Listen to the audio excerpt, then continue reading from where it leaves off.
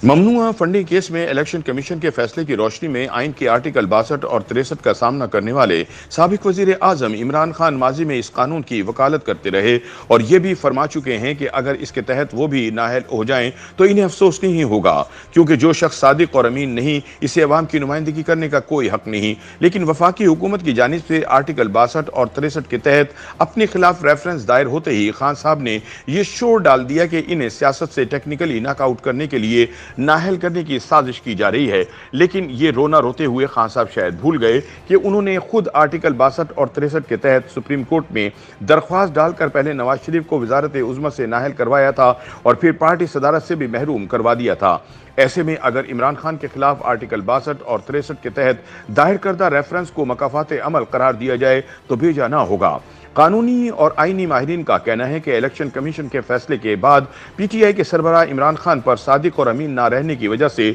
नाअहली की तलवार लटक गई है, जो किसी भी वक्त इनकी गर्दन काट सकती है। साबिक अटॉर्नी जनरल इरफान कादिर का कहना है कि इमरान खान बतौर पीटीआई सरबराह अपनी जमात के फंड के हवाले से जिन बेकायदगियों के मुर्तकिब हुए हैं, इनकी इलेक्शन कमीशन के फैसले में तस्दीक हो गई है। साबिक अटॉर्नी जनरल का मुमकिना नाअहली के हवाले से कहना था कि इस बुनियाद पर वफाकी हुकूमत या कोई भी पाकिस्तानी शहरी किसी भी आला अदालत का दरवाज़ा खटखटा कर मौक़िफ़ इख्तियार कर सकते हैं कि इमरान खान आईन पाकिस्तान की शिक 63(1)(f) के रूह से सादिक और अमीन नहीं रहे। ऐसे में अगर अदालत इस मौक़िफ़ की तायद करती है तो इमरान पार्टी की सरबराही, पार्लिमानी रुकनियत या किसी भी दूसरे अवामी ओहदे के लिए नाअहल करार पाएंगे। साबिक अटॉर्नी जनरल का कहना था कि इस सिलसिले में किसी भी हाई कोर्ट या सुप्रीम कोर्ट में दरख्वास्त दायर की जा सकती है। मुमकिना फंडिंग केस के फैसले में कहा गया है कि स्टेट बैंक से हासिल होने वाली मालूमात और रिकॉर्ड पर मौजूद दूसरे सबूतों की रोशनी में मालूम हुआ है कि तहरीक इंसाफ के चेयरमैन इमरान खान ने इलेक्शन कमीशन के पास दाखिल की गई अपनी जमात की माली साल 2008 और 9 और 2012 और 13 तक की फाइनेंशियल स्टेटमेंट्स इंतहाई गलत पाई गई। 1973 के आइन के तहत पाकिस्तानी पार्लियामेंट का रुकन बनने के लिए किसी शख्स का सच्चा और अमानतदार होना जरूरी है, लेकिन हुकूमत इत्तेहाद के रहनुमाओं का कहना है कि साबिक वजीर आजम इमरान खान इलेक्शन कमीशन के पास पार्टी के गलत फाइनेंशियल स्टेटमेंट दाखिल करवाने के बाद सादिक और अमीन नहीं रहे।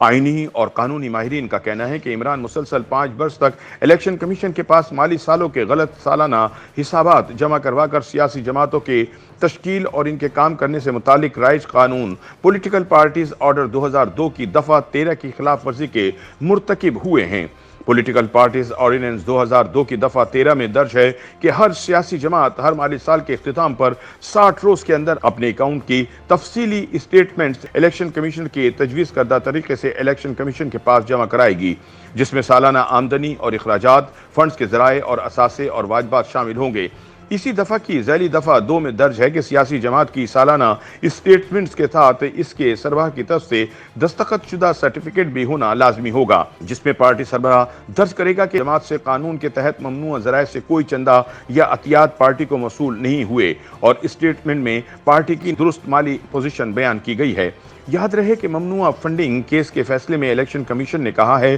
कि साबिक वजीर आजम ने इनकी जमात के जो हिसाबात दर्ज शुदा 5 वर्ष के लिए जमा करवाए, इनमें कई बैंक अकाउंट्स जाहिर नहीं किए गए और गैर मुल्की अफराद और कंपनियों से फंड्स लिए गए हैं। इलेक्शन कमीशन के साबिक सेक्रेटरी कंवर दिलशाद का कहना था कि जमात का सरबराह फाइनेंशियल स्टेटमेंट्स के साथ जो सर्टिफिकेट देता है, इसमें तस्दीक करता है कि इसकी मालूमात के मुताबिक हिसाबात के सिलसिले में कोई गलत बयानी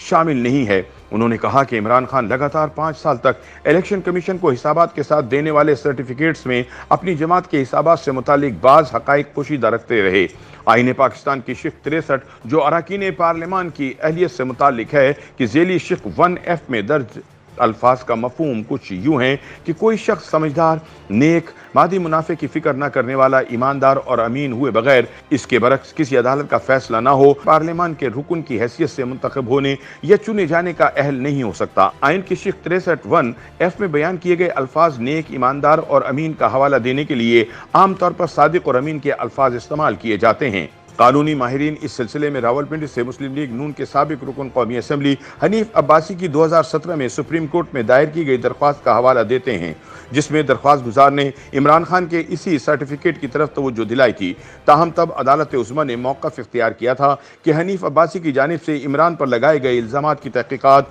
और किसी मिजाज फोरम के फैसले के बगैर इन्हें नाअहल करार नहीं दिया जा सकता। साबिक chief justice of Pakistan justice Saqib Nisar की सरबराही में सुप्रीम कोर्ट के 3 रुकनी बेंच ने अपने फैसले में तहरीक इंसाफ के साबिक रहनुमा जहांगीर तरीन को नाअहल करार दिया था। ताहम इमरान खान के मुतालिक कहा था कि ये नहीं कह सकते कि वो इमरान खान सादिक और अमीन नहीं हैं। साबिक अटॉर्नी जनरल इरफान कादिर का कहना था कि अब हनीफ अब्बासी के लगाए इल्ज़ामात को इलेक्शन कमीशन ने तवील तहक़ीक़ात के बाद साबित कर दिया है। अब सुप्रीम कोर्ट को हनीफ अब्बासी की दरख्वास्त के फैसले की रोशनी में ही इन हक़ाइक़ को देखना होगा। ताहम कुछ दूसरे कानूनी माहिरीन के ख्याल में साबिक वज़ीर आज़म इमरान खान की नाअहली इतनी आसान नहीं होगी और इस सिलसिले में वफाकी हुकूमत को बहुत ज़्यादा कोशिश करना होगी। मारूफ कानूनदान सलमान अकरम राजा की इस सिलसिले में राय थी कि सुप्रीम कोर्ट में बहस इस पर होगी कि पार्टी सरबराह की तरफ से सालाना हिसाबात के साथ दिए जाने वाले सर्टिफिकेट की कानूनी हैसियत क्या है। उन्होंने कहा कि मामला गौर तलब है, लेकिन इसमें अदालत को देखना होगा कि गैर कानूनी काम क्या हुआ है और हुआ भी है कि नहीं। एंकर पर्सन और माहिर कानून मुनीफ फारूक का कहना था कि इमरान खान के वकला को अदालत के सामने बयान हल्फी और सर्टिफिकेट में फ़र्क को वाज़ह करना होगा और साबित करना होगा कि सर्टिफिकेट बयान हल्फी नहीं होता। उन्होंने कहा कि इलेक्शन कमीशन के फैसले की रोशनी में इमरान खान की नाअहली के नुक्ते में वज़न है और इनके वकला को इससे बचने के लिए बड़ी मुदल्लिल और मुख्तलिफ बहस सामने लाना होगी।